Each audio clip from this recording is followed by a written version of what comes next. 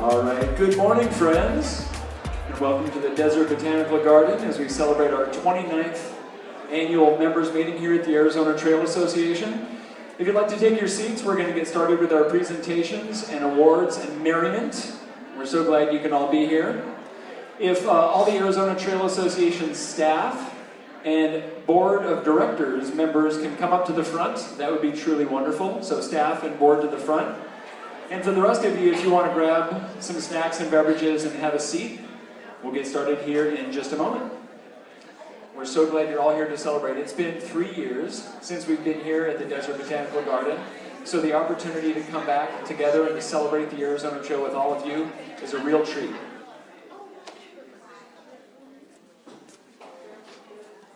Excellent. Look at all these wonderful individuals. Well, my name is Matt Nelson. I'm the Executive Director of the Arizona Trail Association, and please join me in celebrating the Arizona National Scenic Trail.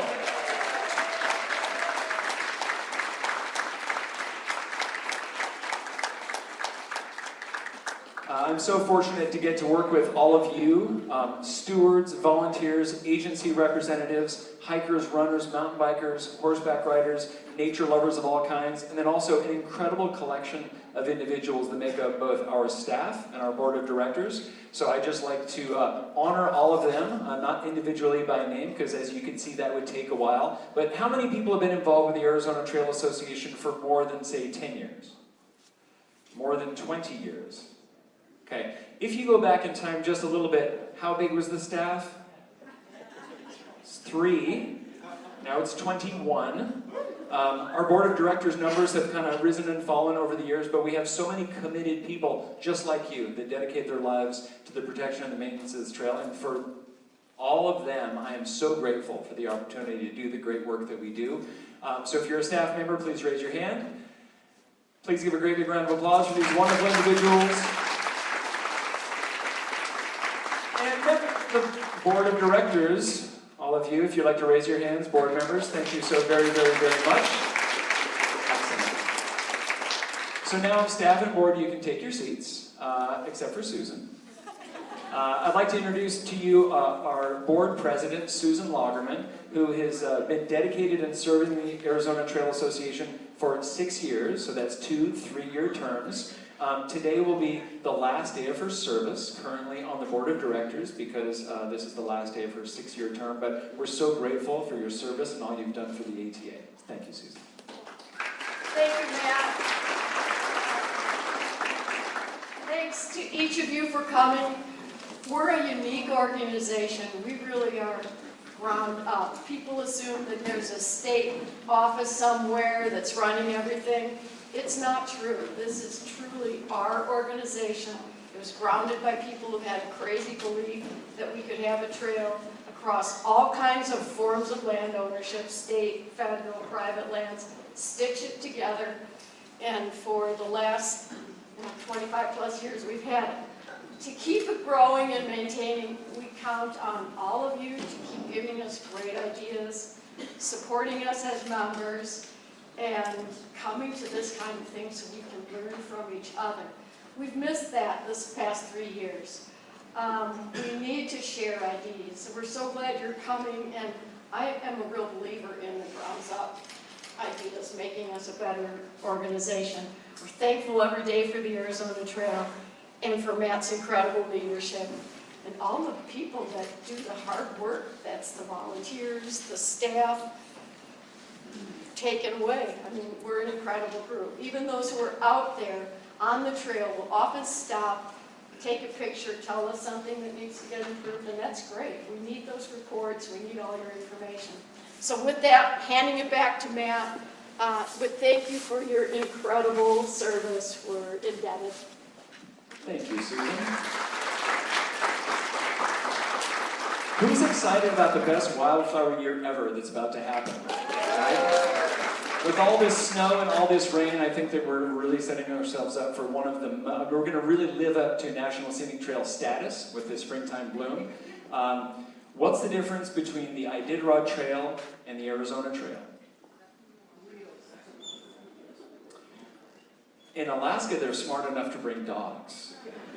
Have you seen what the Arizona Trail looks like right now in most parts of the state? Yeah, and there's people out there in like little tiny shorts and cute little tiny shoes and cute little backpacks, freezing to death. So that's part of the grand adventure. We get to work with a number of different agencies in the protection and maintenance of the Arizona Trail, including Forest Service, Bureau of Land Management, National Park Service, some private landowners, cities, counties, but also Arizona State Parks and Trails. This is an incredibly important agency that administers a fund that helps put money toward trail maintenance. Because of the Arizona Trail Fund, which is approved through the Arizona legislature, last year $250,000 went to paying Conservation Corps members to do priority projects on the Arizona Trail that were just beyond the ability of most volunteers. When I say most volunteers, it doesn't mean anybody in this room, because I know that all the all-star volunteers who get a lot of work done are here. But that money only happens with support from members of the legislature. So what I'd like to do right now is any members of the Arizona legislature who are joining us today, if you would please stand. We would love to be able to honor you and thank you for your wonderful, thank you. Representative Contreras, thank you so much. And then also I'd like to introduce to you Bob Broscheid, the Executive Director of Arizona State Parks and Trails, who's joining us here today for his first annual meeting. And without his support, we couldn't do great work as well. So Bob, come on up.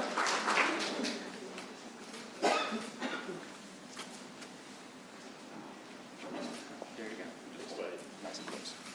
Thank you, Matt. I appreciate that introduction and the chance to be here. Like you said, this is my first time here, so I'm really, really nervous.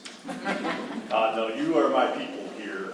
This is how I like to dress. I've been in suit and tie for the last 3 weeks, working with the legislature on a lot of things that are going on here today. But truly, I am honored to be here.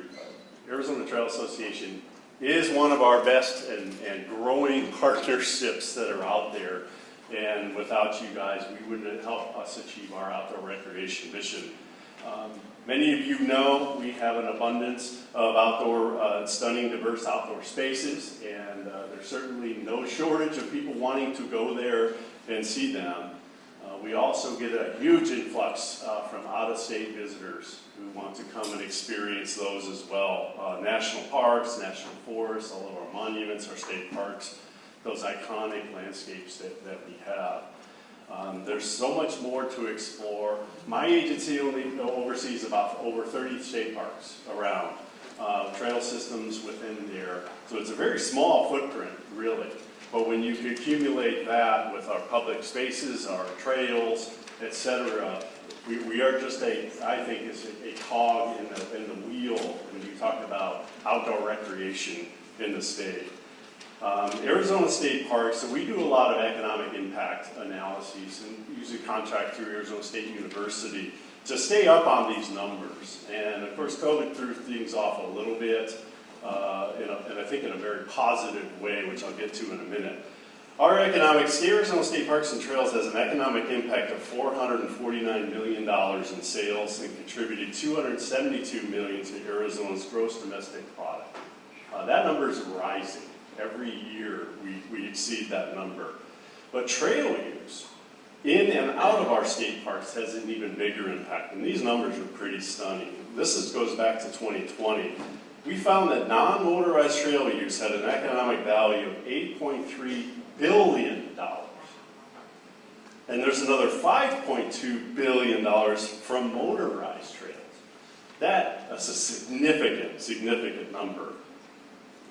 That study, the same study, showed that we use non-motorized trails 83 million times in a year. 83 million. 77% of people use trails to determine where they will live in the state. These numbers are truly staggering. And it also emphasizes the importance of organizations like ETA to continue their work. We knew that outdoor recreation was important, but we didn't see it, know it, or really emphasize it firsthand until the pandemic. Outdoor spaces became vital to the mental and physical health of many citizens in the state. We saw more and more people escape outdoors, and this is really firsthand interactions with our park rangers and the individuals. First time, and that seemed to be a very large number. They escaped for fresh air, a change of scenery, a chance to do something that they felt was safe. And again, the outdoors. And I think many of us feel safe in the outdoors. At our parks, we saw people exploring parks for that first time, but it was not the last time that they visited. This wasn't one and done. Our visitation in parks was over 3 million last fiscal year, back up after the pandemic restrictions. So what we saw was a rising demand, then the pandemic slowed it a little bit, and it took off. And we're seeing those people are now recruited, I guess, into the outdoors, and they're staying there. And we're seeing that not only from surveys, but also from passes that keep getting bought over and over again. That's why it's important for us to support Arizona Trail. Those improvement projects and other outdoor recreation programs, through our 6 grant programs that we have, we awarded $22 million in funding last fiscal year, including the funding to ETA that I mentioned earlier.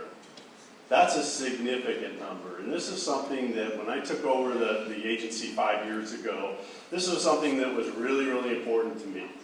We are not the end-all be-all for outdoor recreation. It takes partners. It takes collaboration. It takes partnerships to accomplish this. And our ability to get $22 million out the door in 1 year without touching a dime of it for administration was truly remarkable. That number then with 50% match, you can do the math. This year we received $2.5 million in heritage funding, and we received $10 million in the year prior in 2 separate funding allocations or appropriations. We anticipate that continuing to go again this year. There are a couple bills working through the legislature that puts that number back to $10 million. That money again will go out onto the ground as grants to external entities, and very little bit used for administration within the agency.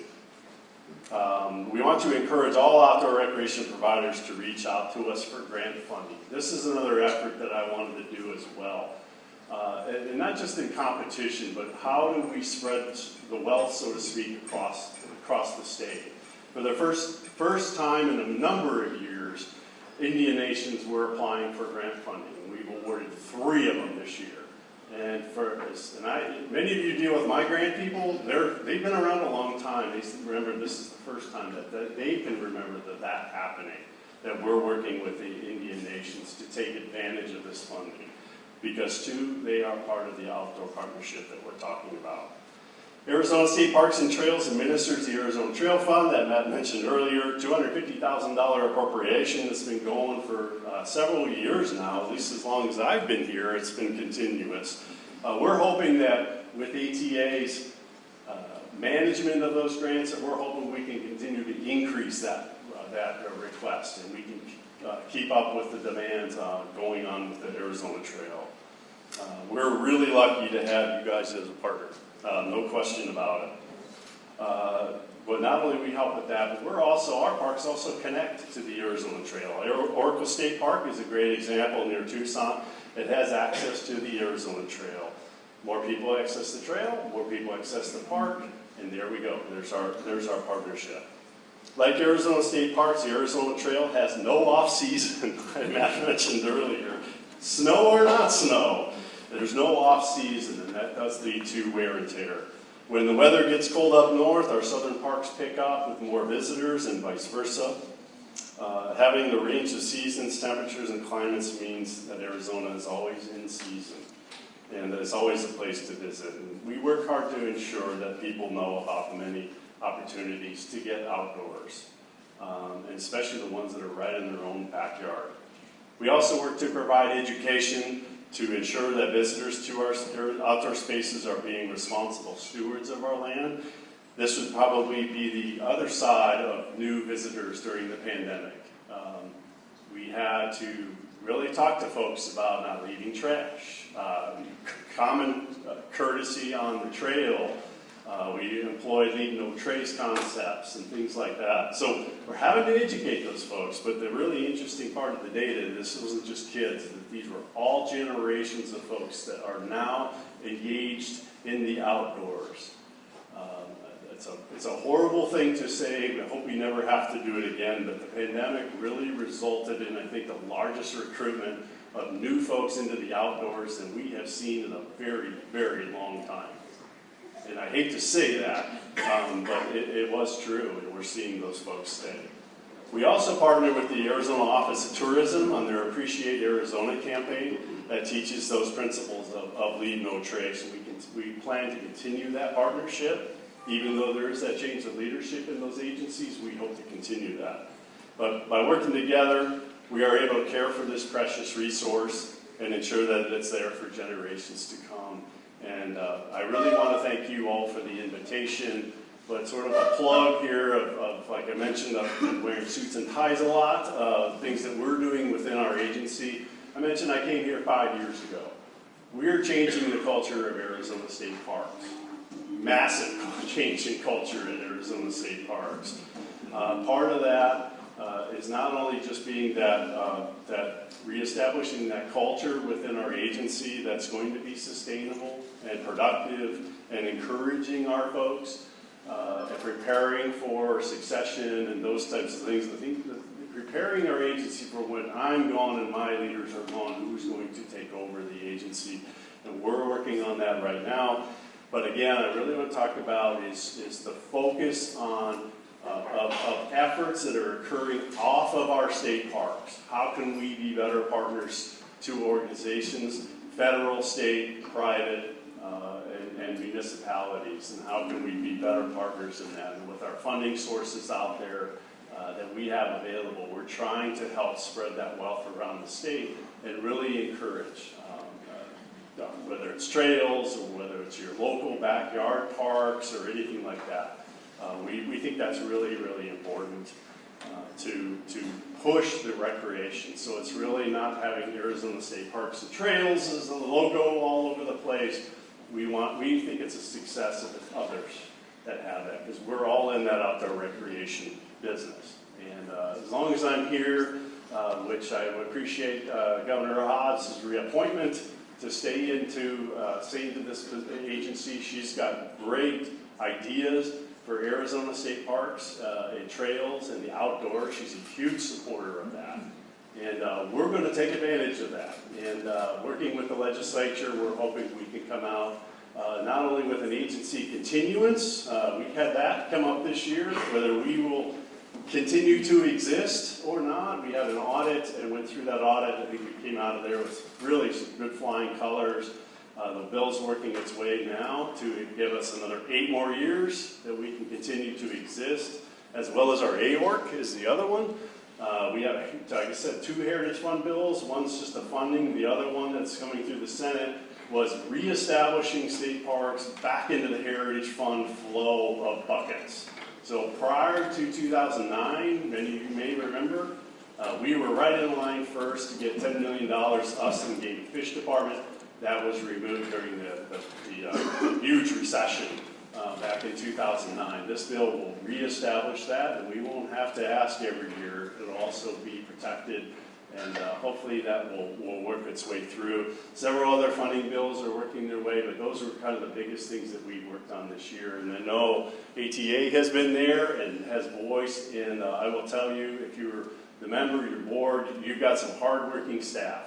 They are really all over the place, and they're there to support us, and we really appreciate that, and we're here to support you guys as well. So I appreciate your time this morning, and I'm going to sit and enjoy and listen, and hopefully you all can come up and say hi, and I would love to meet as many of you as I can. So thank you very much. Thanks, man.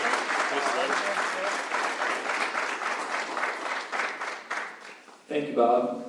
So yeah, today's a celebration. Today's a celebration of the hard work that goes into the protection, the maintenance of the Arizona Trail, and all of you have a lot to do with that, including our partners like Bob mentioned. And there are 2 more representatives that arrived that I would like to recognize. So Senator Shope and Representative Longden, if you're here, if you'd be willing to just wave, say hello to the folks. Thank you so much. Thanks for being here. Jennifer. Yeah, having support at the state level is incredibly important. Like Bob said, in 2008 and 2009, when there was a significant recession, we saw state funding disappear entirely. So what happened at that time is that the Arizona Trail Association, with your support, through memberships and donations, we were able to increase our capacity and to do more. Now that we've built up that capacity and state parks is coming back on board as they have over the past few years with funding that's approved by your elected representatives, we're able to do much more, to clear trees quickly, to deal with wildfire impacts. And so when you get announcements from the Arizona Trail Association saying, please reach out to your elected representatives, it's so important that you do that because they need to hear from you that trails are important. Trails matter. And this National Scenic Trail, this State Scenic Trail, is our most valuable resource. Your voice means a lot, especially when you reach out to them. So if you see one of your representatives here today, please remind them how important this trail is to you. And then look for those announcements coming up soon because we do currently have a bill in the State Senate, SB 1714, which would reapprove that $250,000. Moving on to trail operations. Like there's so much that the Arizona Trail Association does, but a lot of times when people think about the trail, they think about the tread, the thing that you're walking or biking or hiking or running or riding an equine on. But the trail is so much more than that. You know, if you look at our mission statement, it says our mission is to protect, maintain, enhance, promote, and sustain the Arizona Trail as a unique encounter with the landscape. But if you look deeper, what we do is we provide this pathway for transformation, really personal transformation through experiences like outdoors and nature. And anytime, and I know I'm preaching to the choir, so you can scream amen at any point. Thank you. When you're out there on the trail, amazing things happen. You feel better, a little bit more connected, a clearer mind. And the people you meet on the trail are the nicest people you've ever met in your whole life. That's not by accident, and it's certainly not by design, but that's what trails and access to these open spaces provide. And that's what we're committed to continuing to protect and maintain in perpetuity. But moving on to trail operations, I got an amen right here, that's right. Trail operations, we have a dedicated team, mostly of you, of stewards and volunteers who help make amazing things happen on the 800-mile trail from Mexico to Utah. So Zach McDonald, our trail director who's here today, along with Sean Redfield, who we call steward extraordinaire, volunteer emeritus, director of trail operations, whatever you want to call him, have put together a presentation. This part is recorded, and then we'll get back into live presentations in a moment. But please enjoy the trail operations report. Hello, fellow lovers of the Arizona National Scenic Trail. This is Zach McDonald. I work as trail director for the Arizona Trail Association, located in Tucson, Arizona. And I'll be talking to you today about trail operations accomplishments for 2022. Thanks for joining us. I'd like to start by acknowledging how proud I am of our dedicated volunteers who are the backbone of the organization. Volunteers built this trail and continue to make the AZT what it is today. Volunteer steward assessment and maintenance occurred on all 43 passages of the Arizona National Scenic Trail from Mexico to Utah in 2022.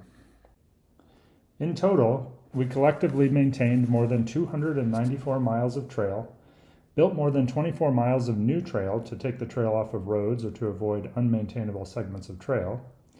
We installed 23 new steel gates and upgraded or installed more than 100 interpretive, confidence, or navigational signs on the Arizona Trail, and much, much more. Here are some of the highlights. Starting at the north, the Arizona Trail Association worked with the BLM Arizona Strip field offices to rebuild the trail at State Line Campground following the Pine Hollow fire and subsequent flooding at Passage 43, Buckskin Mountain. We will be scheduling volunteer events and Conservation Corps work this year to continue rehab on the northernmost miles of the AZT. Keep an eye on our volunteer portal for more opportunities. At the North Kaibab, we worked to design and implement the 1.5-mile Orderville reroute, which was approved to remove the trail from dirt roads this year. Strong relationships were reinforced in the collaborative effort between the Arizona Trail Association and the Forest Service staff. Volunteers from our VETS program worked hard for 2 project weekends to build and finish the trail, removing it from dirt roads and to reinforce strong healing bonds. Navigational signs were installed and maps have been updated. Please go check it out this summer. In addition to the Orderville reroute, the Forest Service approved the 2.7-mile Mangum Fire reroute to remove the trail from Orderville Canyon, north of Highway 89A, after massive flooding as a result of the Mangum Fire of 2020. The ATA completed this important project in combination with machine contractor, hand crews, and volunteers who worked tirelessly in between monsoon storms to finish this trail in 2023. After more than 30 years of weathering since first installed, the historic Orderville AZT trailhead sign was refurbished by some of the most detail-oriented and motivated AZT volunteers. This sign helped signify the importance of the first passages of the AZT to be completed and adopted by the Forest Service nearly 30 years ago. The restored sign has been installed at the North Kaibab Visitor Center at Jacob Lake. In collaboration with the Grand Canyon Trail crew, the Arizona Trail volunteer sawyers removed more than 100 deadfall within the park at the north rim between the lookout tower and North Kaibab. Volunteers braved rain, sleet, and hail to remove more than 70 trees from across the Arizona Trail.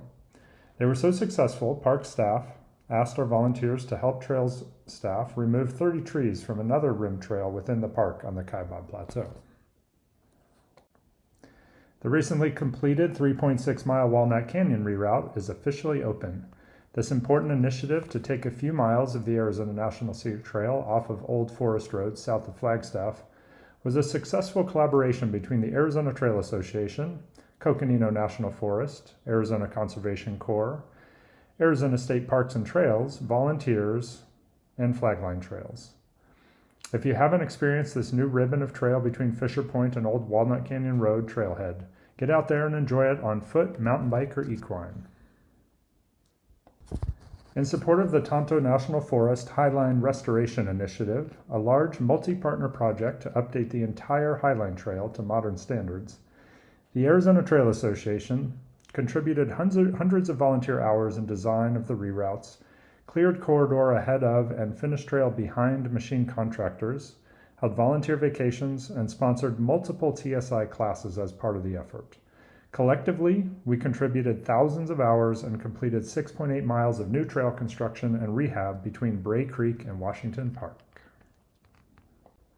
To assist with navigation, celebrate local history, highlight regional wildlife, reinforce leave no trace and share the trail ethics, improve visitor experience, and to acknowledge the indigenous connection to the lands the AZT traverses, the Arizona Trail Association installed new trailhead kiosks and designed artwork for Casablanca Canyon, Temporal Gulch, Apache Spring, Oak Tree Canyon, Mills Ridge, Cross F, Deer Creek, Barnhart, Doll Baby, City Creek, Geronimo, Allen Lake Landing, Walnut Canyon, Tusayan, and Manzanita trailheads. The Sunflower Reroute project to remove the trail from roads, out of washes, and away from steep, unsustainable fall line segments of Passage 22 was completed this year. It includes 1.7 miles to the south and 3.5 miles to the north of Highway 87. At 5.25 miles total, this non-wilderness reroute provides a truly scenic experience from end to end for all Arizona Trail users. Another important trailhead improvement project occurred at Picket Post Trailhead and was made possible by a generous donation of time and labor by the Sun City Hikers and Arizona Trail Association volunteers. This passionate group helped erect 2 steel shade ramadas which had been repurposed from Roosevelt Campground on Tonto National Forest. Water is life. We all know water is an especially critical resource on the Arizona Trail and throughout the arid Southwest. To that end, the Arizona Trail Association worked with the land manager, local rancher, and Game and Fish to rehab natural seep at Passage 15 south of the Gila River near Ripsey Wash at the end of last spring season. It has since been improved to allow for year-round water for all trail users and wildlife nearby. Pigeon Spring improvements at Four Peaks, Passage 20, has begun and will be completed in 2023, and development of a remote AZT rainwater collector at Freeman Road Trailhead at the junction of passages 14 and 15 has been in the works for much of 2022. It will be installed this spring of 23 with your help and funds allocated by the Resource Advisory Council of the U.S. Forest Service. Volunteers once again stepped up to improve navigation on the Arizona Trail. They removed more than 85 fiberglass posts which were originally installed as confidence markers when the trail was less traveled and not as well documented. They replaced them with a total of 44 steel emblem signs, which include no moto placards at road crossings and other important trail junctions. As you may know, the Arizona Trail was hit hard after record fire seasons in 2020 and 2021. Subsequent flooding caused significant erosion and sedimentation on the trail. In 2022, volunteers, Conservation Corps, Arizona Trail vets, Fox Squad completed maintenance and rebuilt segments of trail which had been severely damaged within the Bighorn, Telegraph, Woodbury, Bush, Mangum, and Pine Hollow fire scars. The Arizona Trail Association and the Coronado National Forest partnered to build the Oak Tree Canyon Trailhead after many years of planning and coordination. This important access point to the eastern foothills of the Santa Ritas has been closed for more than 15 years. The redesign was first proposed by the Forest Service and the Arizona Trail Association about 20 years ago. The new trailhead is open now. It was partially funded by Blue Cross Blue Shield of Arizona and provides access to the Arizona Trail, Las Ciénegas, and the eastern foothills of the Santa Rita Mountains, which were previously inaccessible from Sonoyta Highway. In anticipation of completion of the 32-mile Temporal Gulch Reroute project in 23, another 11.5 miles of new trail construction were completed in 2022. This includes 5 miles of the Temporal Gulch Connector Trail between the Temporal Gulch Trailhead and the Arizona Trail at the top of Little Casablanca Canyon, and another 6.5 miles of new trail from Gardner Canyon to the top of Wood Canyon. In total, we've completed 25.5 miles since the project began in 2019, with only 6.5 miles to go to finish in 2023.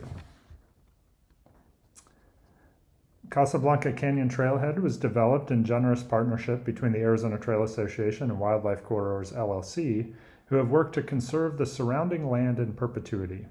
The Arizona Trail Association provided funding for earthwork, gravel, kiosk installation, gate and fence construction in exchange for permanent easement of the trailhead and 1.5 miles of new Arizona National Scenic Trail, which provides connectivity between the Sierra Vista and the Nogales districts of the Coronado National Forest. After many years of continuous small improvements to Passage 2 in the Canelo Hills by the steward and volunteers, the Arizona Trail Association was able to hire Conservation Corps with funding from the state to complete remote maintenance south of Pauline Canyon. This segment of the Arizona Trail near the border is one of the most scenic. The trail is getting closer to living up to the landscape. You might recognize this famous rainbow cactus near the pasture gate nearby. In addition to all of this, we collectively maintained hundreds of miles of the Arizona National Scenic Trail, improved access, updated signage, improved water sources, and worked to improve connectivity and safety for all trail users in support of the National Trails System Act. Thanks to all of you, we can work together to get this important work done to preserve, protect, and enhance the Arizona National Scenic Trail. Thank you for taking time to review trail operations accomplishments for 22. We look forward to seeing you all on the trail in 2023 and beyond. Thanks.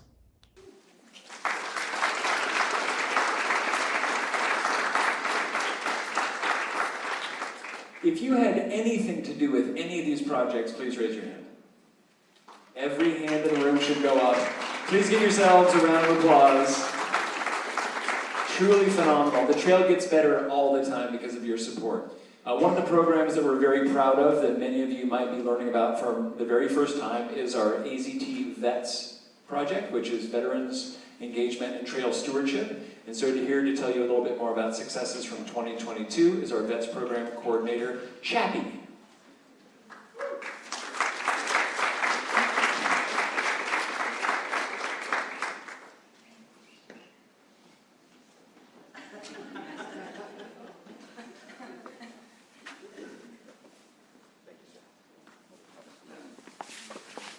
It's about to go off the rails, I'm sorry. And what I love is I can just say, I apologize, I'm a veteran in advance. All right. Do I just hit the, yeah. All right. Good morning. My name is Michael Chappelle, thank you for the intro, but I also go by Chappie within the Trails community. I've managed the ATA Vets program for the past 2 years. It's an honor to be here today to discuss the positive effects I've witnessed firsthand on the Arizona National Scenic Trail with our veteran community. Thanks to this groundbreaking program, truly. Boom.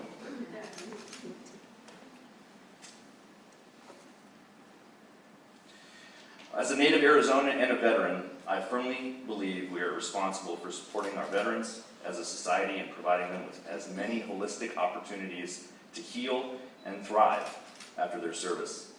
Comprehensive trail construction and maintenance can play a crucial role in this process by offering veterans a unique and effective way to engage in their community through outdoor stewardship projects while spending time in nature, and in turn, gaining a sense of purpose and accomplishment.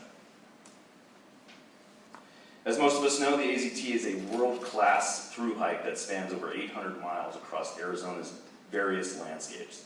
It offers breathtaking views, diverse ecosystems, communities, and cultures, and a chance to connect with nature uniquely native to our state.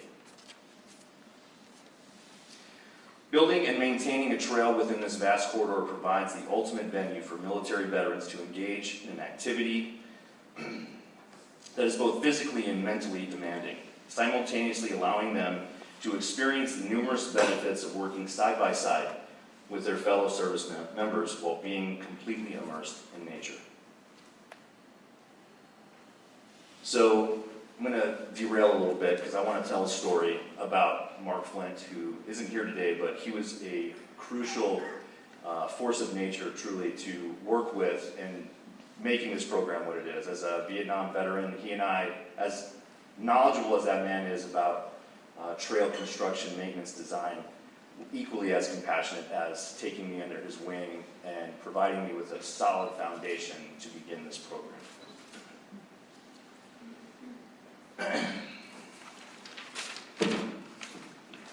All right.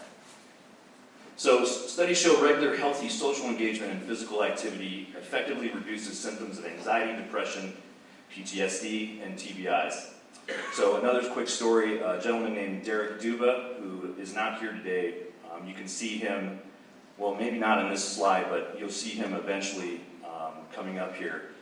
He also suffered from a TBI. Everyone knows what that is. It's a traumatic brain injury. And as a result, he lost the ability to play the guitar that he loved to do in his civilian life and even in the military previously to his injury. And one night, Kendall, who also is another veteran, the middle one in there, in that lineup of beautiful faces, brings her guitar out, offers him a guitar, plays terribly, but he picks it up, exposing himself, his vulnerabilities. And since then, this was back in May, he has played the guitar every day since. And every day, thank you, yeah. And as such, we've discovered that music is an amazing force of healing and connection during our fireside chats here, as you can see. So outdoor trail work provides an unparalleled opportunity for veterans to engage in alternative therapeutic experience, which can be especially beneficial for those struggling with the confines of like a gym or a structured workout environment.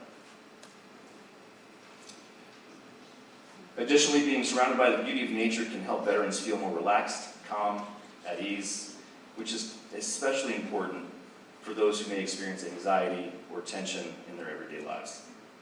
Building trail also offers veterans a chance to contribute to their community, positively impact the world around them, which can help improve feelings of self-worth and confidence. This program also provides veterans with an immediate sensory feedback during their time together in the field, whether it be putting a tool to tread, seeing the trail transform before their very eyes, or feeling the warmth of the fire pit while enjoying a home-cooked meal. And as hopefully an individual will attest to, it is a crucial part of what we do, because food is love, absolutely, eaten well. For many veterans who have PTSD, transitioning from military service to civilian life can be extraordinarily challenging. The physical and mental demands of this type of outdoor activity can also reignite their sense of mission and duty, assisting veterans in feeling more empowered and capable in their natural abilities as leaders. Most participants can't wait to spend more time on the trail again and are committed 110% to the program's success. So now I'm going to pick on Mr. Charles Neal and his incredible friendship that I've gained from him coming out randomly to an event and has yet to miss an event really with me unless he's gallivanting around the world. But he He proves to me every day, and every time I see him, and every time that I am honored to be on an event with him, that even after 41, yep, I said 41 years of service to our country, he still finds time to spend time with us. Time on the trail allows veterans to connect with others and form supportive relationships. Many vets struggle with social isolation after leaving the military, making it challenging to communicate with others and create meaningful connections. Trail building allows veterans to engage with others and develop relationships based on shared experiences and purpose within the veteran community. This format of camaraderie can help veterans feel more connected and supported, which is vital for their well-being. Now, I debated on telling this last story, but I want to share this with you because I really feel like this is probably the keystone to my experience so far in what I do for the ATA. We had a gentleman come out that was in really bad shape, isolated, didn't want to work with us. Totally fine, I get it. The idea, though, is to gain that sense of camaraderie while we're out together. So he left the group. We were around the fire having dinner. We noticed that he wasn't there, and we all got concerned. So we, as we do, we're like, "Where is he?" We start forming a plan. We're going to get the search party going, and I'm like, "Let me check his tent first." He's there, and he's not well, not good at all. And we talked, and he was contemplating ending his life.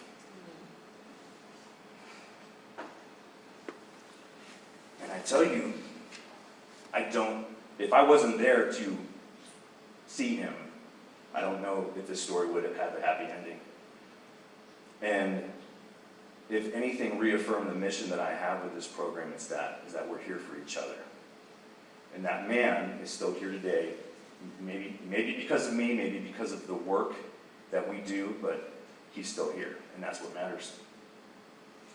So in conclusion, I wholeheartedly endorse and believe trail construction combined with multi-day nature immersion offers a unique and effective way for military veterans to improve their physical and mental health, take pride in enhancing the trail user experience, and reconnect with their veteran community.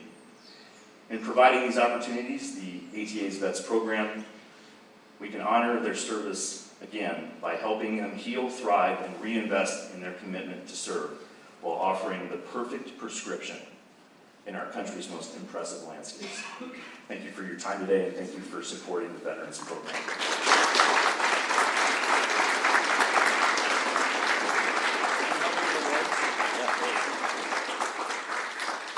Thank you, Chappie. We'd like to do a few awards for a few special people, which this is the hardest part for staff and board members and everybody, because everybody deserves an award. You all work so hard. You're all important elements of the Arizona Trail, but we whittle it down to a couple of special people, including all of you here in the room today. But we put together a nice awards sheet that gives details on who these people are, the contributions they've given, and why they're receiving an award today. So you can feel free to peruse that as we call a few people up. We'll do awards throughout the morning. But the first person that we would like to recognize is Charles Neal, who you probably just heard mentioned. So if you put your hands together for Charles. Charles, come on up.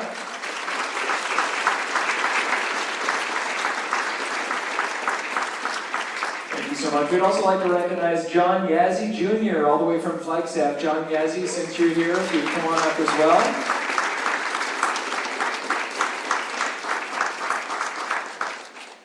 And Mondo Gonzalez. Mondo, are you here? Mondo is not here. Okay, no worries. Moving on, we still love him. And then also Matt and Maria Moore. Matt and Maria, if you would come up as well, we would love to give you a very special award.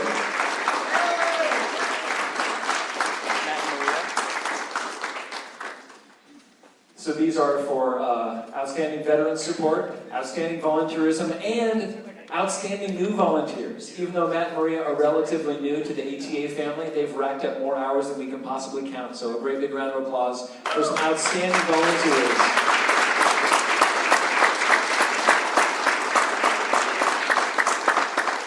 Now you can have a seat.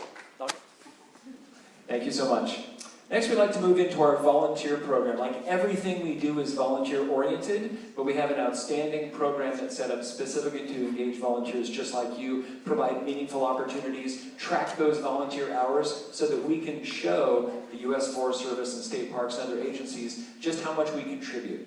And as dedicated volunteers, you might have already heard this, but your value is right around $29.95 per hour. So every hour that you volunteer as a board member, as a trail steward, as somebody who's monitoring your passage, somebody who's stuffing envelopes in the office, it all counts and it all matters as long as you log those hours. Okay? And as Wendy will tell you in a moment, remotely because she's in Hawaii right now, that last year volunteers contributed over $650,000 worth to the Arizona Trail.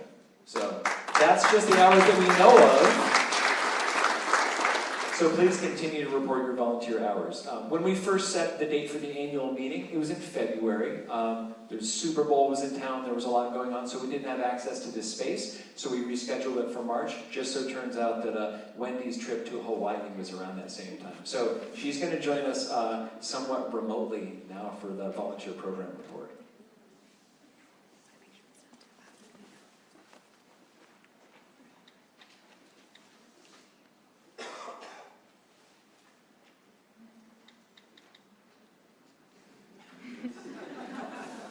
Whoa, now that's a really big head. Hi, Arizona Trail people. I hope you're already having a great time at the annual members meeting. This is actually the first time I've missed the meeting since coming on board with the ATA back in 2015, and it's honestly a little bittersweet. I really always look forward to this gathering, to all the smiling faces and engaged trail people. It's such a good-looking and well-balanced bunch of folks. But I'm really thankful that you've given me a chance to address you, even if it's from so far away, because I want to share a few of the things that we've been up to in the volunteer program, to congratulate a few people, and to make my usual plea for you to enter your volunteer hours. That'll be coming towards the end. But I will keep it short and save plenty of time for you to spend with people who actually bothered to attend the meeting today. It really goes without saying that taking credit for the hard work and accomplishments of others is a simple thing to do, but it's not really very honest work. In reality, the volunteer program and the whole organization would be nowhere without the hard work of all of our volunteers. It's way more than showing up to move some dirt. Volunteers bring us energy and new ideas. They engage with the trail users and build the incredible AZT community. They connect us to our partners, and they spread the word about the wonders to be found on the trail to the world. It's really easy to get caught up in a list of jobs completed and miles maintained, but our volunteers deserve credit for so much more than that. If the AZT is our not-so-tiny home, then volunteers really are the blocks, the house, and the families who live in it. Not to mention that they're definitely both the garden and the gardeners. A part of supporting such a family is having the right people around you.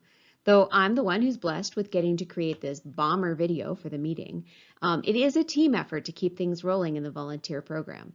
I want to make sure that everyone takes the time to find and thank the whole team, Olivia Woods, Chrissy Fichter, and Tasha Pontifex. With such talented help, we've been able to create even more meaningful opportunities in 2023, as well as implementing a new online volunteer management platform. And don't pretend that that's not your favorite part.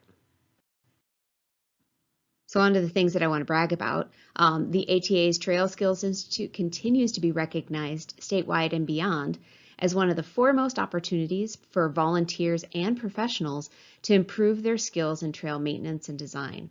Our partnership with Matt Roberts and Mark Loseth of Flagline Trails has resulted in yet another year of amazing opportunities, with the ATA volunteers and stewards receiving training on trail skills from basic maintenance and monitoring to trail layout, design, construction, and mitigation. Classes often fill up within days of being announced, and participants almost always leave wishing they had just another couple hours, another chance to try out that skill or fix that problem spot. Since it began in 2014, the Trail Skills Institute has engaged over 225 trail enthusiasts on the essentials of safe, sustainable trail management. In addition to ATA volunteers and stewards, our participants include staff from national, state, and regional agencies who come to us to receive professional quality skills training that's often not available to them anywhere else. The TSI modules not only respond to the individual locations of the trainings, but to the needs, curiosities, and skills of the participants. Therefore, each class is a little different, so much so that even after attending modules 1 and 2 several times, I still learn something new each time I get to participate. And who doesn't need a little bit more practice with that tricky inclinometer? I'd like to recognize those participants who completed the first 5 modules of our Trail Skills Institute in 2021 and 22. It's the closest thing we get to a graduating class. You'll see their names on the handout, but this is such a great achievement that I want to make sure that someone says their name out loud. Congratulations to Olivia Woods, Mark Trainer, David Stratton, Alex Schaefer, Vince Franzen, and Mike Fitzsimmons. And this year, we were also able to offer some other training opportunities beyond our standard offerings of trail skills, including our very popular Camp Cook Festival and Outdoor Cooking class, a class that was canceled in April of 2020 and finally got back on the schedule. Can you imagine a class where you get to eat the product of your lessons? It was a great time. But don't worry if you haven't had a chance to participate in any of the trail skills trainings yet.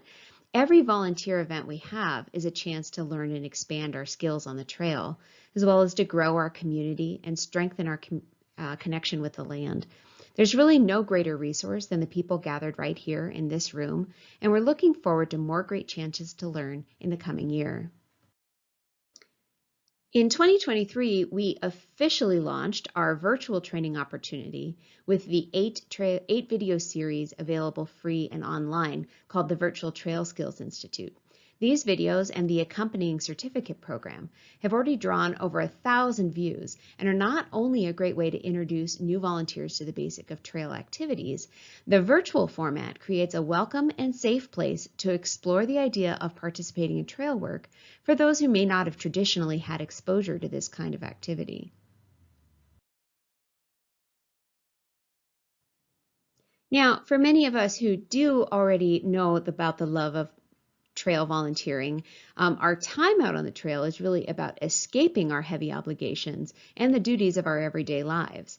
But to step forward and take on the responsibility of stewardship, of monitoring a piece of trail, reporting on its condition, helping to maintain it, and communicating with other trail users, well, that's a substantial commitment to the very best ideas that helped build this trail in the first place. This is exactly what our segment stewards do.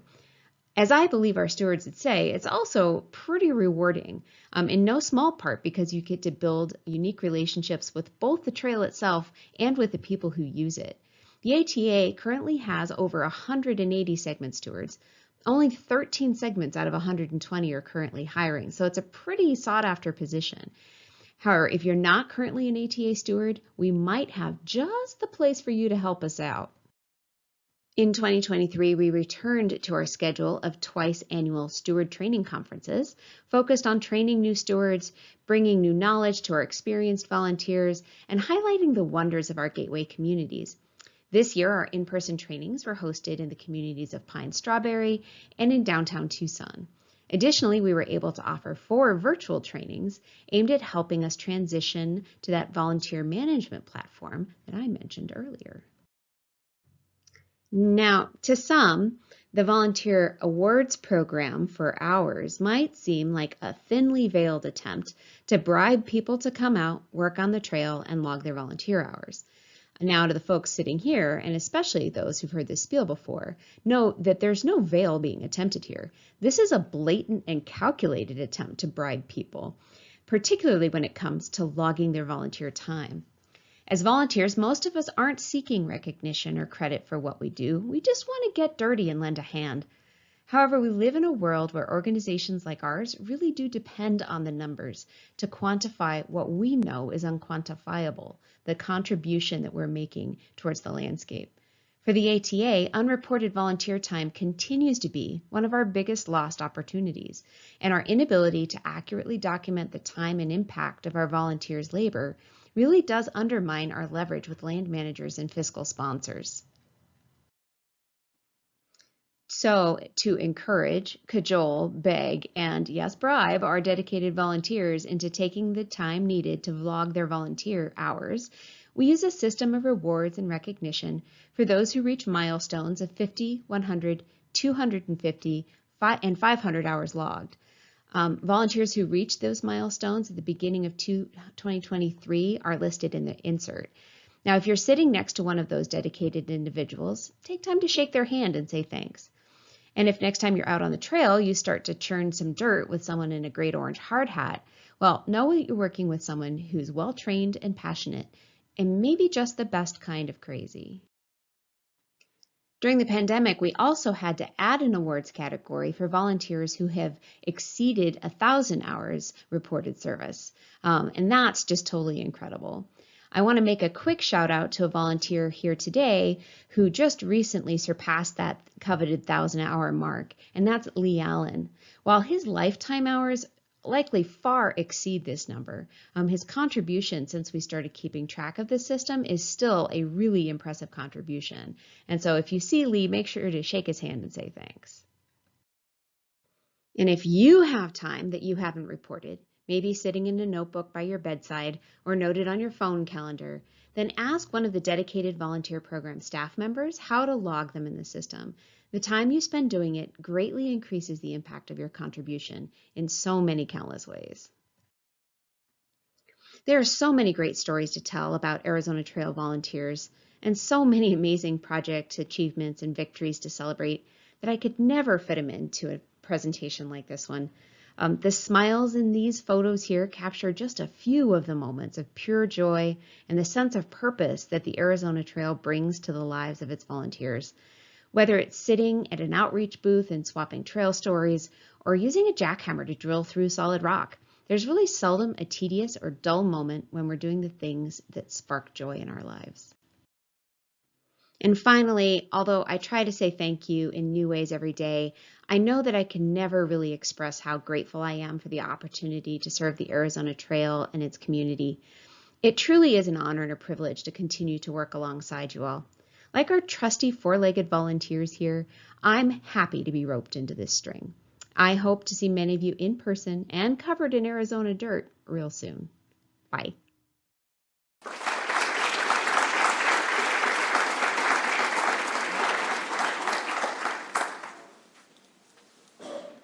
Keep in mind, she's like sipping cocktails on the beach in Hawaii as we speak. But I do want to acknowledge some of the folks that Wendy did mention. Lee Allen, if you're here, could you please stand up? We love you so much. Your years of dedicated service continue over 1,000 hours. And a few other volunteers, so if you hear your name, please come up. We'd love to give you your award and have people put their hands together for you, including Jane Hiscox. Jane, part of a dynamic duo of Jane and Bill, who volunteers so much time down in southern Arizona. This is an outstanding volunteer award for Jane. I'll give this to you. Also like to recognize another wonderful volunteer who's here today, including Gordon Hall. Gordon, are you here? Come on up.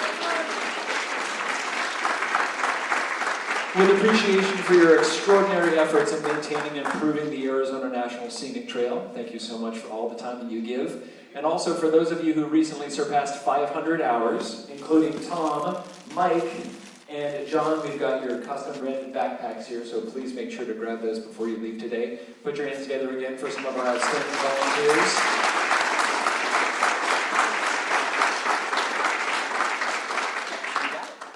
Thanks so much. I get to work with so many amazing individuals, and one of them is Brittany Chavez, our development director, so it brings me such joy to introduce her.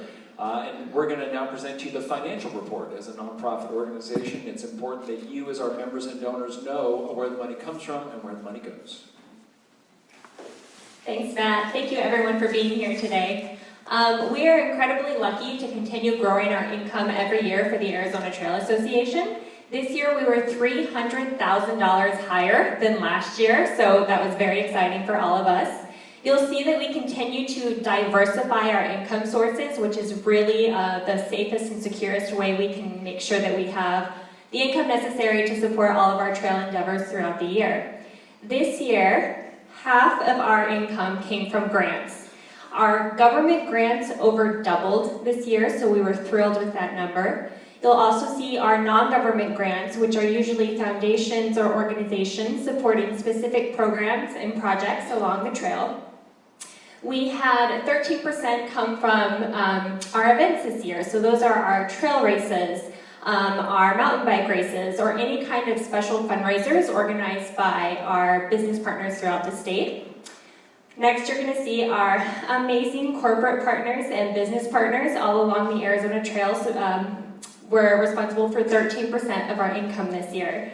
These businesses are really the lifeblood of the trail. Not only do they support our hikers as they go through, but they also support us financially. So really support the businesses that support the Arizona Trail. A lot of our partners are here today, so thank you all for taking some time away to come support us and be with us.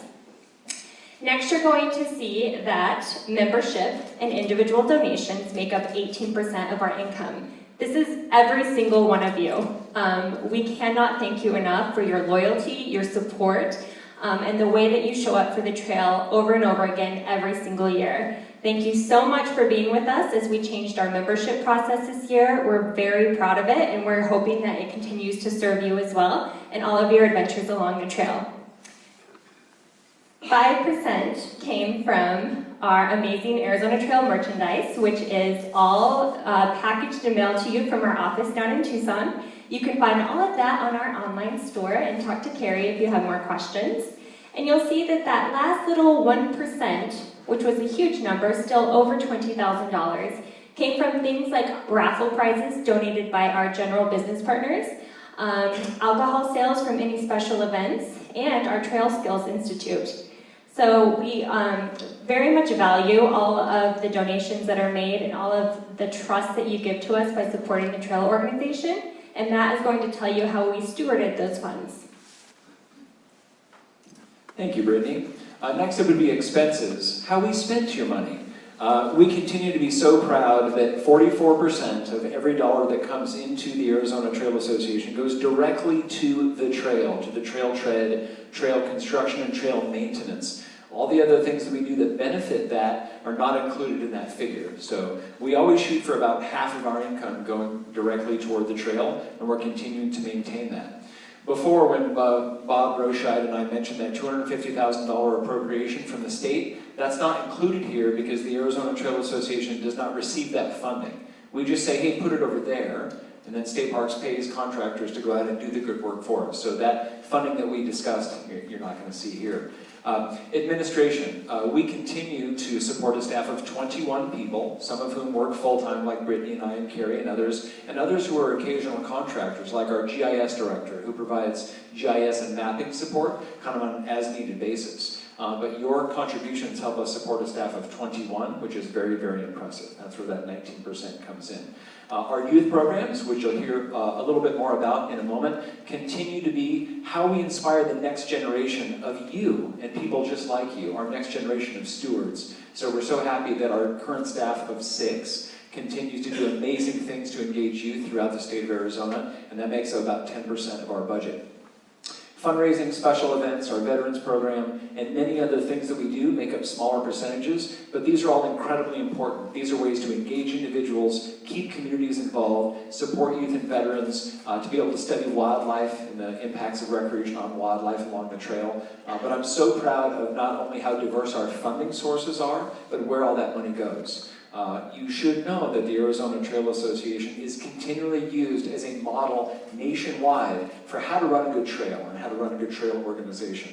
I had the opportunity to visit with leaders in the Washington office with the U.S. Forest Service, BLM National Park Service just last month at an annual event called Hike the Hill, and I heard over and over again how impressed national leaders and members of Congress were with how the Arizona Trail Association continues to protect and maintain this trail. And again, we can't do this without you. So staff and board and volunteers, we're all in this together. So thanks so much for all your support.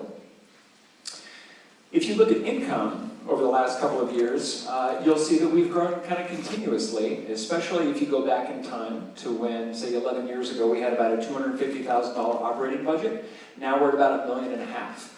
We expect that number to go up a little bit this next year, especially due to grant funding that's available through the U.S. Forest Service and other federal agencies.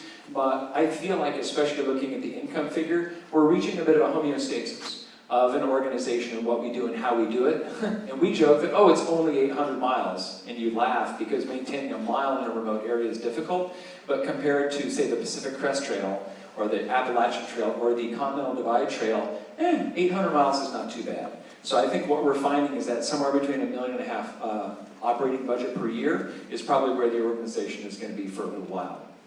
The other figure that you'll see is that our membership has gone down a little bit. And this is happening with nonprofit organizations that are membership-based nationwide. We were really happy to see a membership growth for many, many years, and it started to shrink a little bit. So we're going to put some more effort into how do we get more people involved as members of the ATA. I'm not preaching to the choir here because you're all members, and if you bought a ticket today, you get another annual membership included with that. But we want more people to be involved and to have a voting voice as members of the ATA. So this is your call to action, folks, is spread the love, spread the word, and help more people find out about this trail, this organization, and how important it is to be a member. Before we move on to our youth outreach and education programs, I think Brittany would like to honor a very special business partner who is here today, who really helped launch one of our programs this year for AZ Teen Day. As many of you know, we do Arizona Trail in a Day every October, and that's where we have people ride, bike, hike, or roll the entire Arizona Trail in one day. People sign up for a section, and they also fundraise. I hope each and every one of you are out there next year. But this year, we had an incredible corporate sponsor volunteer to be title sponsor of the event this year. Copper State Farms is a local Arizona cannabis company. They run a farm up in Snowflake, Arizona, and their leader, Fife Symington Jr., who is here today. Fife, would you like to come up here?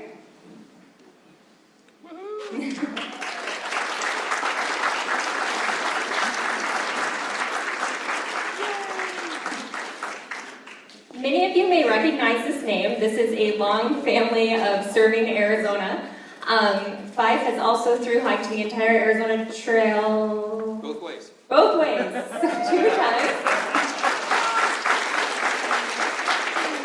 And Fife, would you like to say a few words? Sure, why not?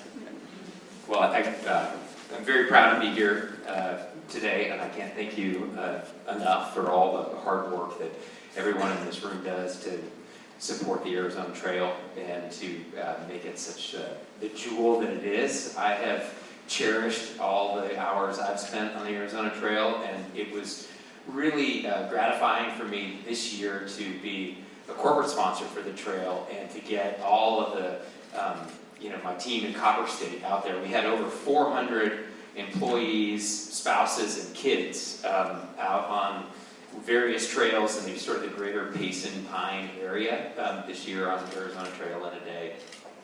And they all loved it. And I feel like, we introduced, a couple hundred new people to the joy of hiking and spending time outdoors. And it's all thanks to the efforts of everyone here in this room. So thank you very much.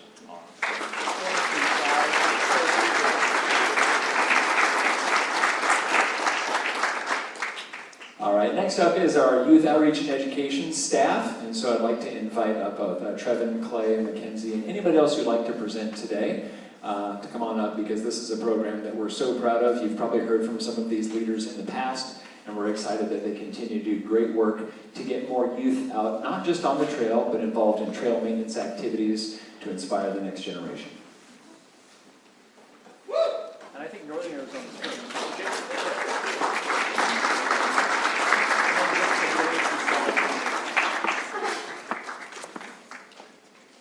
Awesome, thanks Matt. My name's Clay. I took over for Julie, coordinating the Seeds of Stewardship program in Northern Arizona. It's been a really exciting year of growth for our programs.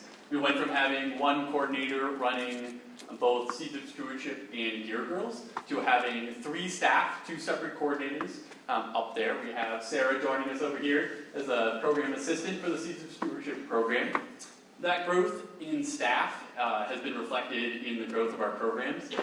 We've been able to double the number of programs with our existing school partners in 2022, and we've been able to establish 6 new school partnerships, which have prioritized schools serving Indigenous and Spanish-speaking youth in the Flagstaff area, greatly increasing the diversity of the students that we can work with. Thanks to you all and your support, we've been able to get over 300 students out of the classroom and onto the Arizona Trail at least 5 times this school year, with the final outing being a stewardship project on the Arizona Trail. So thank you all for your support.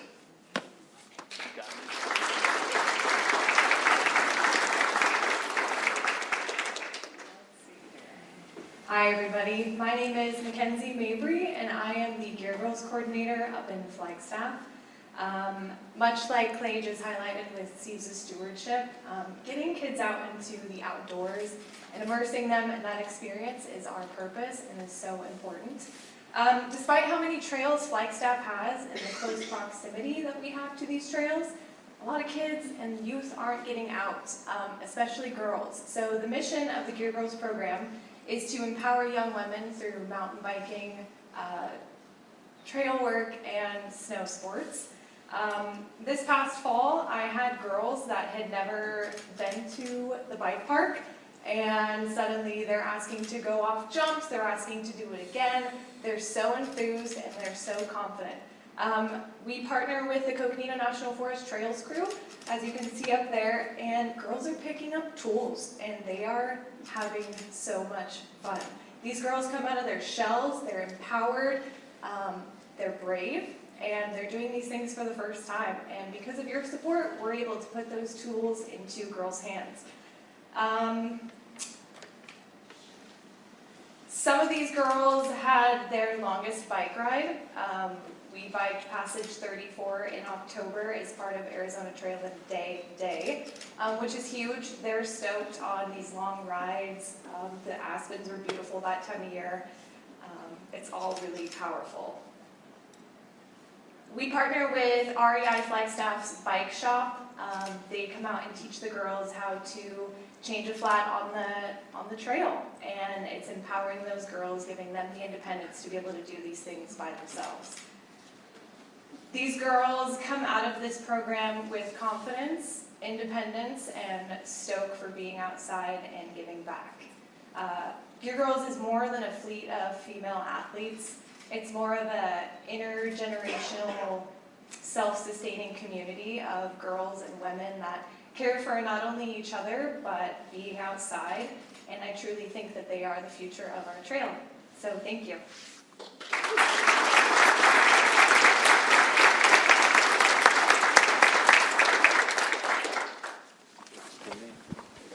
Hi everybody, my name is Trevin Hooker. I do Seeds of Stewardship in southern Arizona.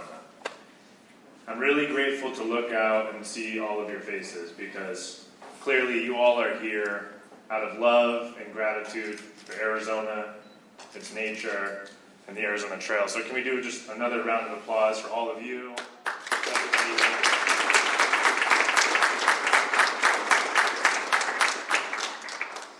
Before I get to talking, because there's been a lot of it, can everybody close your eyes?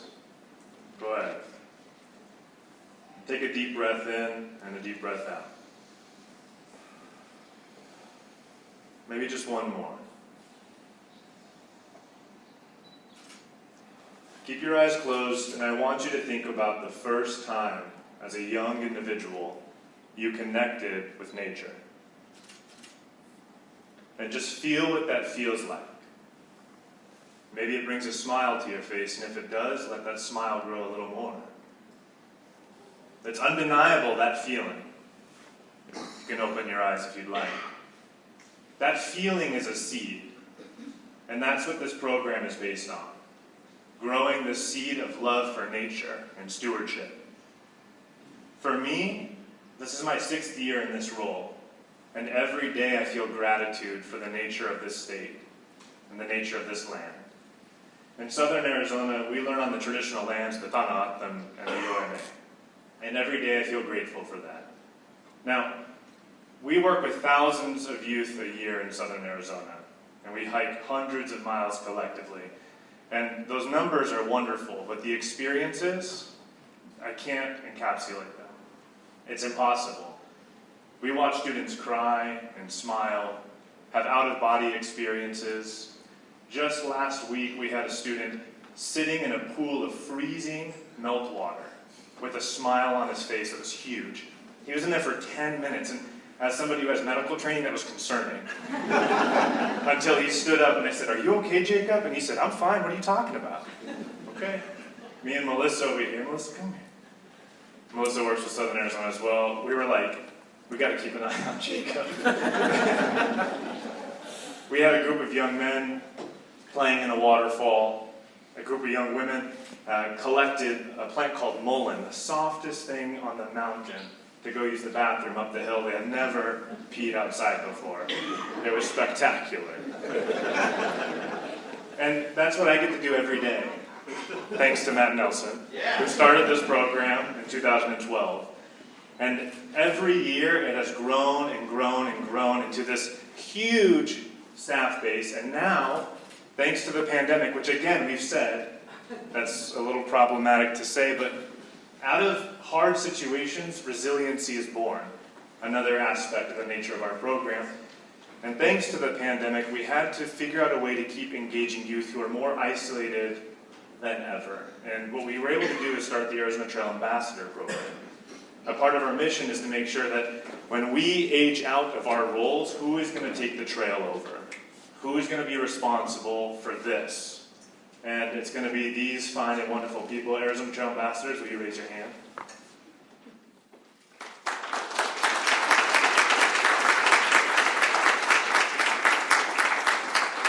These ambassadors sacrifice every single Sunday of their school year, which is ridiculous. I would have never done it. That's 300 hours of training that we're able to offer them to become ambassadors of the trail. So they're environmental advocates, they're trail stewards, and they're just natural-born leaders. And they learn from me, which is also ridiculous. So they're very, very brave. I'm going to step off the podium. And what I'd like to do is invite Alaska and Allie to come and speak because they've prepared a couple of things for you today. So, Alaska, Allie, will you come on over?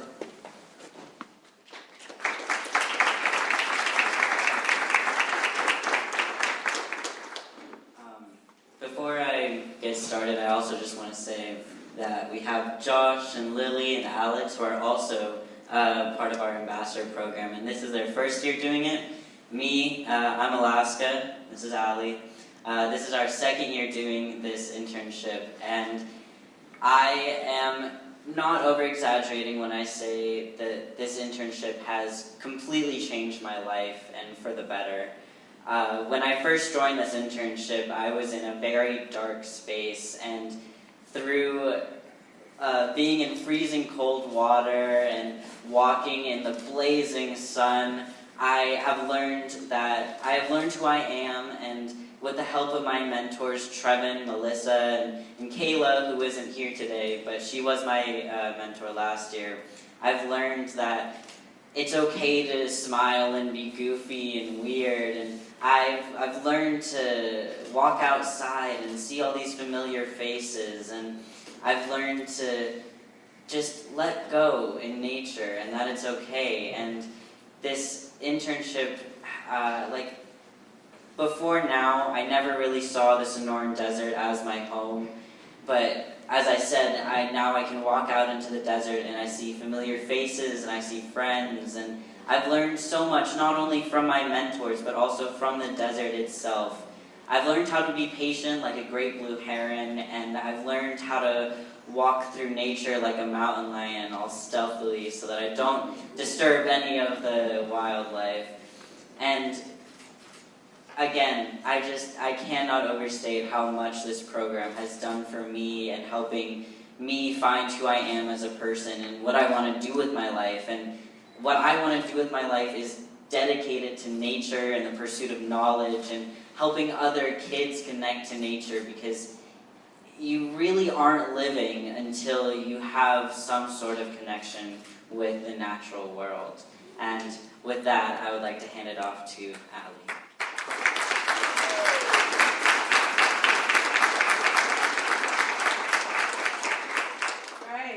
Hi, I'm Allie. I've been in the Ambassador program for 2 years now, and the first year I loved it so much that I begged and begged and begged and begged Trevin to let us stay another year. And this year we became mentors.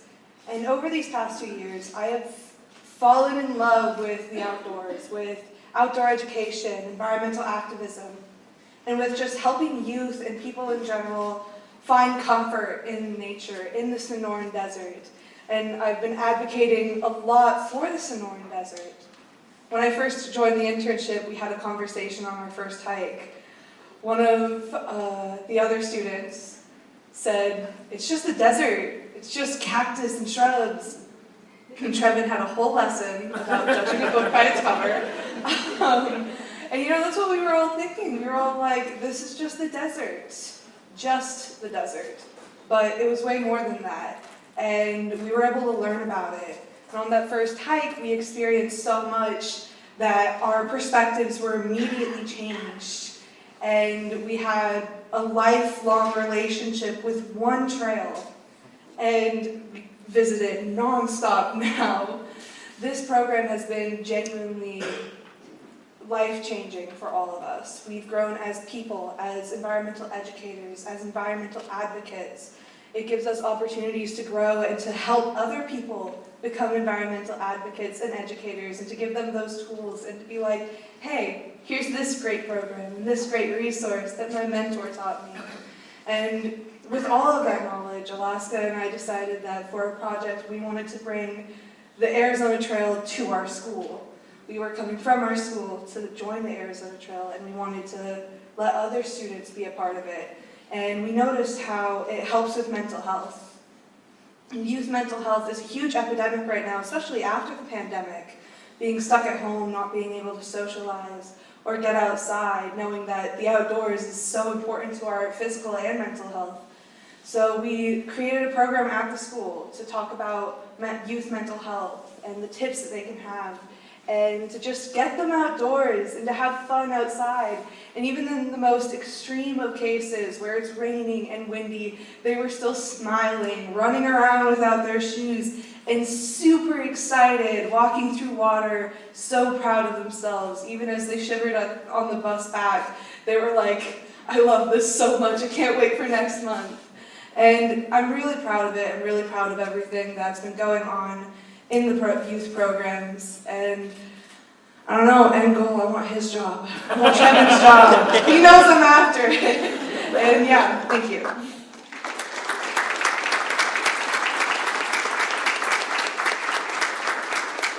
You know, they laugh, but they got me a Christmas present.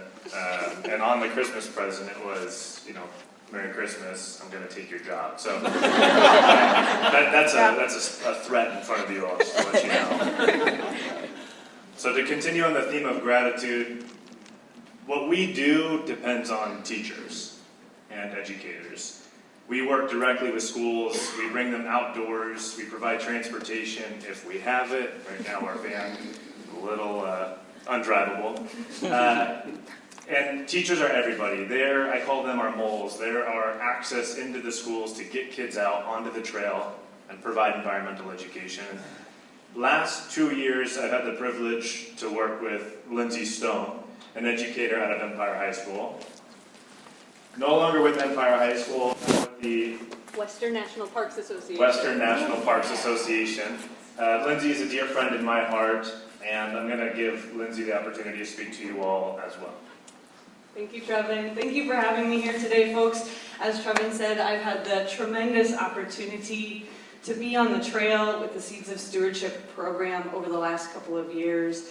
And as an educator, it has been so meaningful to watch our students grow and change. As parents, and I assume many of you in this room are parents, you may be surprised to learn that teenagers are excellent listeners. They hear everything. And what teenagers really benefit from In the process of the program of the Seeds of Stewardship over the course of the year is deliberate practice in listening. Trevin takes us out into the woods and we listen to the farthest sound we can hear. We listen to the closest sound we can hear.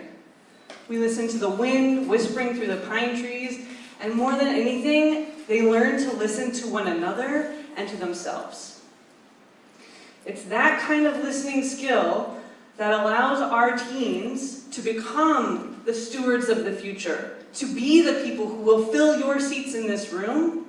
And that 10% of your budget that's going to these programs is endlessly meaningful in the lives of our young people, in the lives of those of us that get to be privileged enough to observe it, and I guess in the life of Trevin when he has no longer got a job. It's really been a privilege and an honor. I'm looking forward to meeting so many of you here today, and I'm just so honored to have been part of the program. So thank you for having me.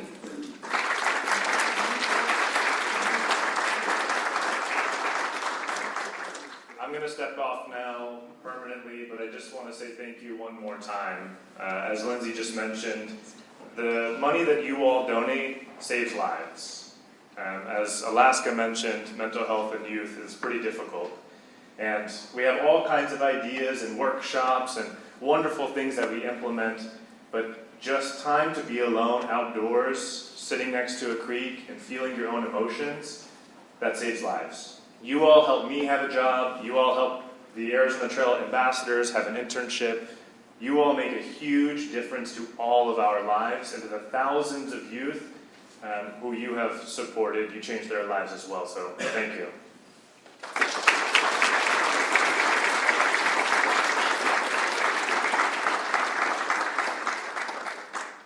All right. There are a number of books that have been written about the Arizona Trail, including a brand new one that we just announced 2 days ago from award-winning author Tom Zollner. Many of you may remember him from his time at the Arizona Republic as an author, but he just finished a book called Rim to River, and it was written while he thru-hiked the Arizona Trail. And it's an amazing story about like the history and the culture of our state, written while walking 800 miles between Mexico and Utah. Although in his case, Utah to Mexico. That's available now, where all great books are sold. Don't say it. University of Arizona Press is actually where you can find it. But the other author, who we love, is Rodo Safranek. Rodo is not only one of our highest contributing volunteers of the entire year for 2022, he's also an author that is given endlessly to help inspire young people and get them out there on the Arizona Trail as well. So do me a favor and put your hands together for one of our favorite people, Rodo.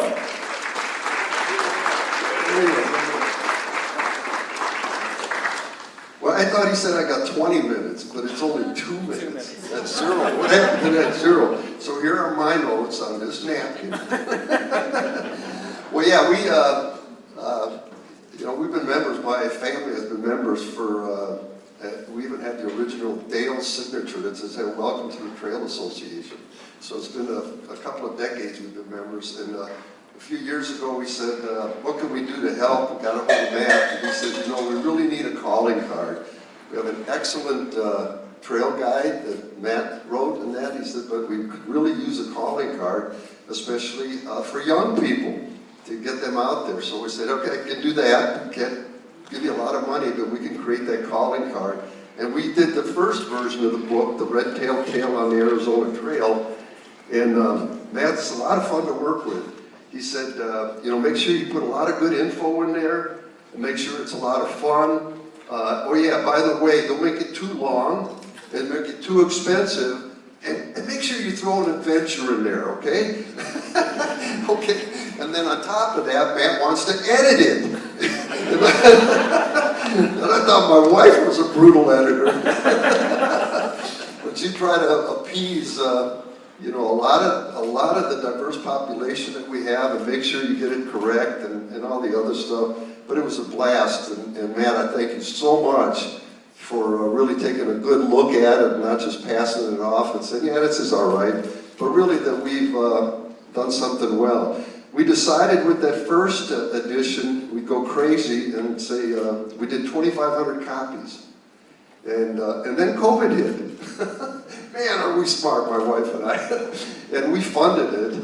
And what we do with all of my books, but especially this one, we don't keep any of the money, any of the profits, I should say, off of the book. We try to keep some of the money to publish more and to donate them and that, but we don't keep any of the money, any of the profits off of the books that we create. And believe it or not, we went through that 2,500, and 70% of them were sold. We do a lot of donating because we want to support the Gear Girls program, so when they graduate out of that and Seeds of Stewardship, so they have a calling card with them, and don't forget the trail as they become the stewards of the future. So we're real happy. So I went to Matt the middle of last year, and I said, hey, you know, that book went pretty well, considering everybody said we don't read anymore, especially books, which is totally untrue. We read more than ever. We do a lot of it on the phone, on computers. We read more than ever. But books are still very, very popular, especially if they're the right book. And this apparently has been the right book because we said, hey, we're going to do again with some revisions. And although we had some good Native American representation in the first book, we've got even more. And thanks again, Matt, for hooking us up with some great people and some friends that we've met over the years. So today, we launch our signing tour. And I got to be careful how I type that because sometimes it comes out singing tour. So I'm not Mick Jagger or Rihanna, so it's not a singing tour. It's a signing tour. And it starts today with this one, although we can't sell it here because the gift shop is owned by or run by a company in California. So anyway, that's another story. But I brought some so you can take a look at.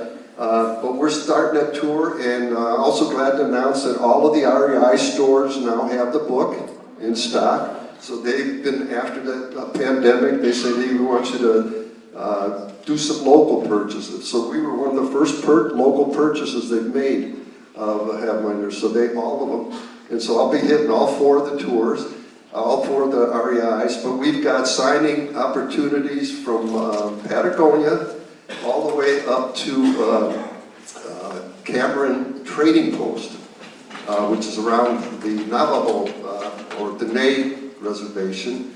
And so we got the state pretty much covered, but they're great folks, and they've never had a person come up there and sign anything. So we're all excited about doing that in the May. So anyway, I may be on the 2 minutes, but what can you do? Buy a book. The money, you can buy it through the Trail Association or through me if you want it signed or, you know, inscribed this way. Either way, the money goes back to the trail. So that's what my wife and I wanted to do, so the money goes back to the trail. So buy a book, and then buy a couple more to give to some other people. Because you can't believe, once you get outside of this room, how few people know about the trail. So do that and get a great calling card, and then continue to do the work that you do. Everybody thanks you, and I thank you as well, and hopefully I get a chance to meet some of you and talk more about the great stuff. One question, or 2 questions I have. How many buffalo are there in Arizona? You can find that. How many designated tribes are there in Arizona? You can get those questions answered and many more in the book. So thanks again for your support. And I don't know if Yvonne made it here today, the phenomenal award-winning photographer who's donated both times the photographs in the book because she believes in this cause so much. I don't know if she got here today. And then thank you, Matt, for your help. And I thank my lovely wife, Susan, for being such a ferocious editor. Thank you, brother. Hey, a couple more awards, and then we're going to move into our breakout discussion sessions. There are these different perceptions about the trail. No, it just happens. It was built. It's maintained by itself, just by people being out there. Maybe some goats, you know, help do maintenance, which is part of my long-term plan. We'll talk about that later. It's true. Goats are going to take over maintenance for us. But without our agency partners, we could not get anything done because The Arizona Trail Association owns 0% of land along the 800-mile trail, but we work with agency partners who are ultimately responsible for its long-term maintenance and protection. So we're so grateful to work with a number of folks from the U.S. Forest Service, Bureau of Land Management, state parks, National Park Service, kind of the list goes on and on. And there are a few individuals who work for those agencies that have gone above and beyond the call, especially in 2022, to make sure that we can get some really great work done on the ground. So the two people that we would love to honor today are representing the Kaibab National Forest, which is Allie Ayers, and the Tonto National Forest, which is Angie Abel. So if you two would be willing to come up, please, we would love to honor you for the wonderful work that you do to help improve the Arizona National Scenic Trail.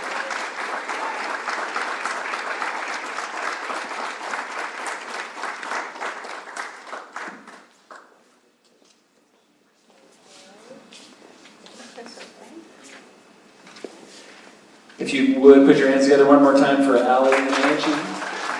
Outstanding supporters.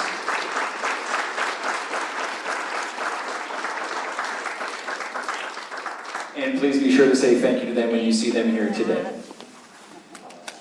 Okay, fine, hugs.